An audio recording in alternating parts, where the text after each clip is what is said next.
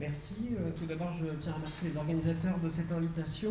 Je ne vous cache pas que j'ai un peu le trac parce que quand on est médecin-chercheur, je pense que c'est très important de pouvoir présenter ces travaux aux familles, aux patients, aux gens qui peuvent financer la recherche. Et donc ça, j'en suis très content. Et puis plus personnellement, j'ai aussi un peu le trac parce que c'est le professeur Krakolomen qui est chairman et dont j'ai eu la chance d'être un an dans son laboratoire. Et dans la salle, il y a Lucie Hertzpanier qui aussi m'encadre beaucoup dans mes travaux et donc je tiens aussi à les remercier. Alors le topo ce matin, c'est de parler de la motricité cérébrale après l'AVC néonatal avec l'apport de l'imagerie par résonance magnétique fonctionnelle. Ce que je vais vous présenter, c'est autour d'une cohorte d'enfants qui avait été constituée entre 2003 et 2006 par le docteur Chabrier du CHU de Saint-Étienne avec des financements et notamment des financements de la Fondation Motrice. Et donc, on a revu ces enfants à 7 ans pour étudier ce que je vais appeler ici la motricité cérébrale. Alors la motricité cérébrale, dans ma bouche, c'est clairement l'ensemble des régions du cerveau qui sont là pour générer un mouvement, un acte moteur. Alors, l'AVC périnatal, il y a une définition de 2007 qui a été revue un peu plus récemment. C'est juste pour qu'on fixe les choses de ce qu'on va parler. C'est une interruption focale du sang, veineux ou artériel, cérébral, et ça intervient entre la 20e semaine de grossesse et les 28 premiers jours de vie. Alors quand on parle de l'AVC périnatal, en fait c'est un grand chapeau, et dans ce grand chapeau on a l'AVC fœtal qui est un accident vasculaire cérébral dont les échographies anténatales vont objectiver cet accident, et on sait que l'accident aura lieu pendant la vie fœtale. L'AVC néonatal stricto sensu, qui est un accident vasculaire cérébral, alors qui est objectivé par une imagerie devant des signes cliniques chez un nouveau-né, souvent dans les 3 premiers jours de vie, une convulsion qui nous amène à faire une IRM et qui va alors objectiver un accident vasculaire cérébral, le plus souvent ischémique. Et puis les accidents vasculaires cérébraux présumés périnataux, qui sont en fait des enfants qui vont avoir des troubles moteurs dans les premiers mois de vie. Les parents, le plus souvent, vont alors consulter. Et la documentation, notamment par l'IRM, va nous faire évoquer un accident vasculaire cérébral, et on va se dire que probablement il a eu lieu dans la période périnatale. Donc là, nous, on va se focaliser sur l'étude de la motricité cérébrale après accident vasculaire cérébral néonatal. Alors pourquoi s'intéresser à la motricité cérébrale après cet accident vasculaire ? Parce que, Mme Kans l'a dit hier, c'est une des premières causes de paralysie cérébrale spastique unilatérale des enfants nés à terme. Et de façon intéressante, 25 à 35% des enfants qui vont présenter un accident vasculaire cérébral périnatal auront un déficit moteur, c'est-à-dire pas l'ensemble de ces enfants. Notre idée, elle est d'aller étudier chez ces enfants comment est la plasticité du système sensorimoteur, parce qu'il est connu, en tout cas on a tous cette idée, que le pronostic moteur est meilleur si la lésion cérébrale intervient précocement dans la vie de l'enfant. C'est un principe qu'on appelle le principe de Kénard, qui date de 1936, qui avait été réalisé chez des singes, et cette dame avait montré que plus la lésion ischémique artérielle intervenait tôt dans la vie du singe, meilleur était le pronostic fonctionnel de la main de ce singe. Et donc, on a pour coutume de dire que voilà, après un AVC périnatal, la plasticité du système moteur est meilleure que si cet AVC avait eu lieu à 30 ans de vie.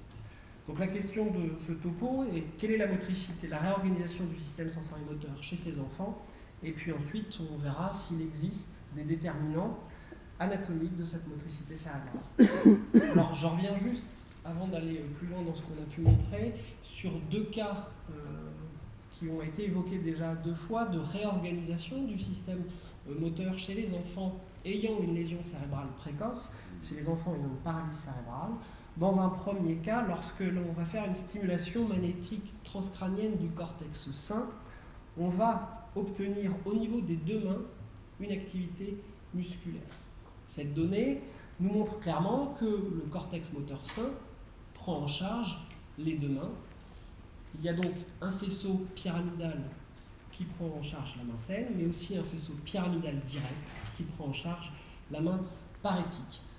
Lorsque l'on stimule le cortex moteur lésé, là on va obtenir aucune réponse au niveau de ces deux mains, montrant bien que le faisceau pyramidal ici est coupé et que l'activité motrice de l'aire au niveau de l'aire motrice primaire au niveau du cortex sain n'a pas d'effet.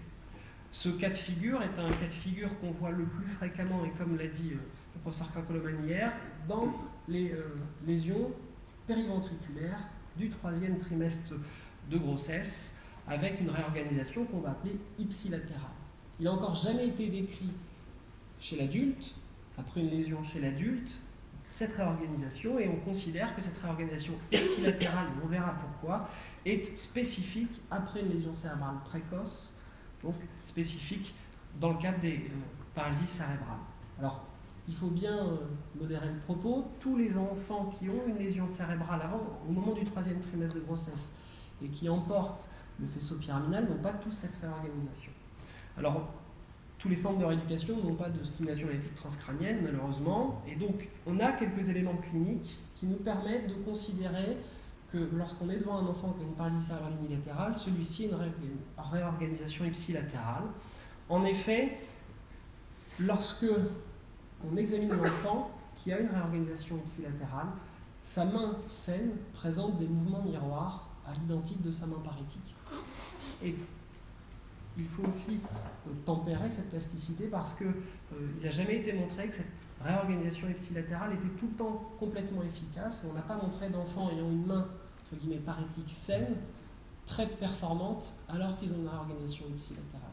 Lorsqu'il y a une réorganisation ipsilatérale, la main parétique est souvent assez altérée.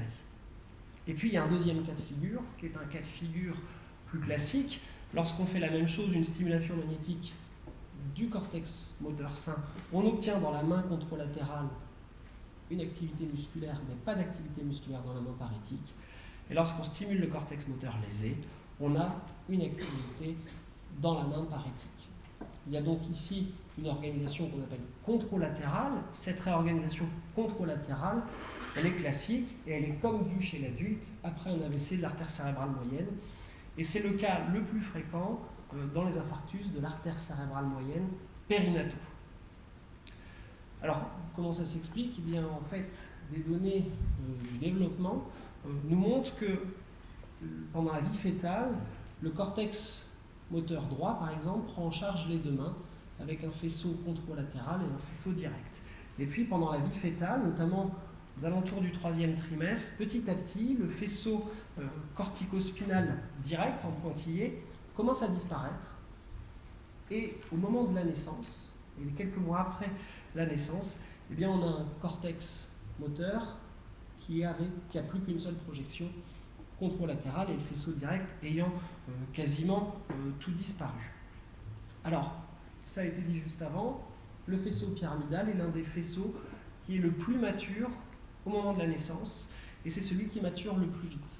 Je vous expliquerai pourquoi, ça aura une conséquence à notre sens important. Alors quand il y a une lésion périventriculaire du début du 3e trimestre, eh bien on est dans une cas de figure où encore le cortex moteur primaire a deux faisceaux, la lésion intervient, elle emporte le faisceau pyramidal, et petit à petit, le faisceau pyramidal du côté lésé va disparaître, aussi bien le faisceau contralatéral que le faisceau direct, et va persister alors le faisceau direct qui prend en charge la main parétique. On se retrouve donc dans une organisation ipsilatérale. Et puis assez facilement, on explique qu'en cas de lésion un peu plus tardive, alors que le faisceau pyramidal direct a commencé à disparaître, eh bien on ne peut plus revenir en arrière, et donc on reste dans une organisation contralatérale. Alors lorsqu'on résume ça par des données d'imagerie de l'équipe de Martin Stutt et du professeur Krakoloman, eh bien on s'aperçoit qu'on a une réorganisation ipsilatérale qui est spécifique de la paralysie cérébrale, le plus souvent en cas de lésion périventriculaire du 3e trimestre de grossesse, et une réorganisation contralatérale, plutôt comme chez l'AVC de l'adulte. Et ça a une conséquence sur l'IRM fonctionnel, c'est-à-dire que si vous faites une IRM fonctionnelle à une personne qui a une réorganisation ipsilatérale, eh bien c'est son cortex moteur sain qui va s'activer, alors que en cas d'activation contralatérale, eh bien, c'est une activation du cortex moteur lésé, c'est-à-dire de l'autre côté de la main qui bouge.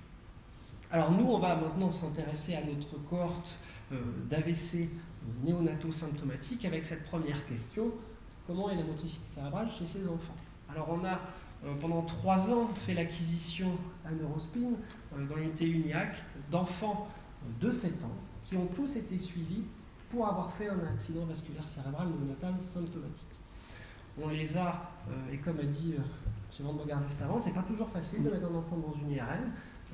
Il faut être avec une équipe expérimentée et savoir prendre son temps. En tout cas, on a réussi. Là, je vais vous donner les résultats pour 30 enfants dont on a fait une IRM fonctionnelle. On leur a demandé de bouger leur main droite et de bouger leur main gauche. Chez ces 30 enfants, tous n'étaient pas avec une paralysie cérébrale unilatérale. Il y en avait 9. Et lorsqu'on regarde leur cortex moteur qui s'active, chez ces 30 sujets, alors on voit bien la lésion, chez les 30 sur 29 sujets sur 30, on a toujours une activation du cortex moteur là où on s'attend lorsqu'ils bougent leur main parétique. C'est en bleu et en rouge, c'est lorsqu'ils bougent leur main saine. Clairement, l'aire motrice primaire lésée après AVC néonatal se situe toujours là où on l'attend, souvent autour de la lésion. Et puis on a un sujet sur 30, qui lui va présenter, lorsqu'il va bouger sa main parétique, une activation au niveau du cortex moteur sain et pas d'activation au niveau du cortex moteur lésé. Alors chez ce sujet, on a en fait de forts arguments pour penser qu'il a une réorganisation ipsilatérale, parce qu'il a des mouvements miroirs de sa main saine, il bouge sa main parétique, sa main saine bouge de la même façon, il bouge sa main saine, sa main parétique bouge moins bien, mais bouge aussi. Il a aussi une atteinte sévère du faisceau corticospinal. Clairement, le faisceau corticospinal est emporté, on voit son IRM, et il a un déficit moteur important. Alors, on a assez de faisceaux d'arguments pour penser qu'il a une réorganisation ipsilatérale.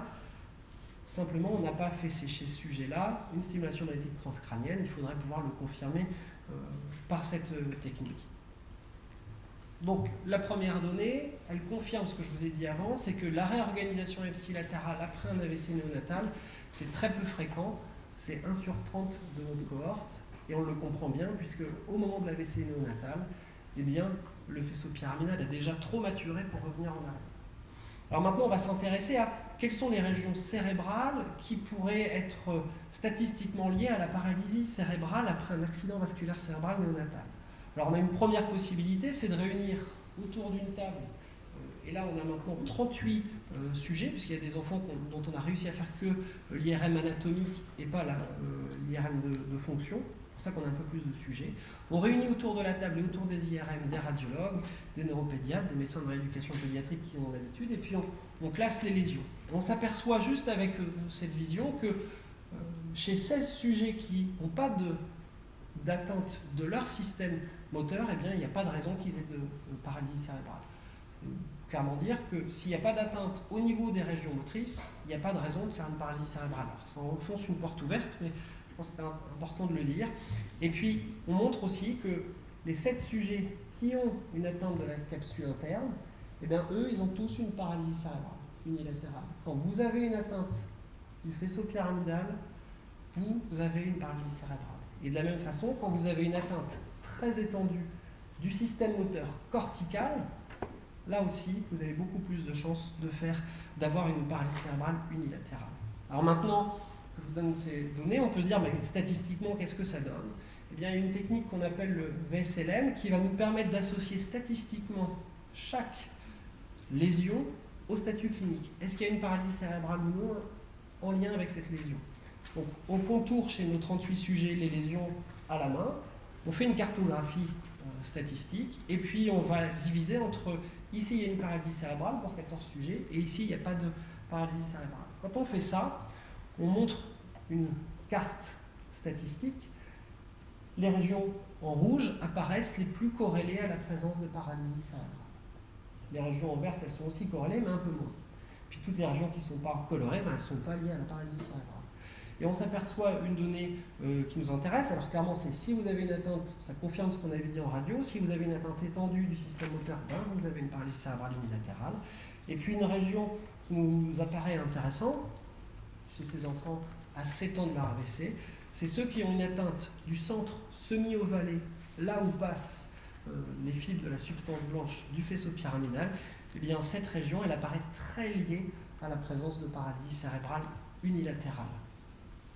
Donc, en conclusion de ces deux premiers travaux, c'est que clairement, il y a un lien entre la lésion, sa caractéristique structurelle, où elle est située, si elle est grande ou pas, et le devenir moteur. Cette constatation nous dit que il n'y a pas une évidence pour une très grande plasticité du système moteur, parce qu'on n'a pas retrouvé d'enfants avec des grandes lésions du système moteur ayant un statut moteur sans difficulté. Donc, notre première conclusion, c'est que le système moteur, il n'est peut-être pas si plastique que ça, parce qu'il a déjà beaucoup maturé après un AVC périnatal. Alors, il faut tempérer, parce que quand même, tous les enfants, même ceux qui ont des lésions très très grosses, marchent par exemple, montrant que quand même, peut-être, il y a un petit effet de la plasticité, mais pas pour changer de statut moteur, mais peut-être pour être un peu plus efficace.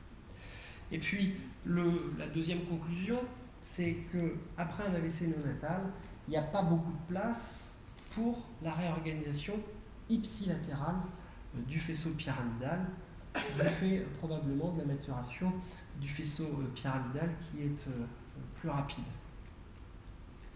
Je vous remercie et je tiens à remercier les familles et puis tous les gens qui nous soutiennent dans ces recherches.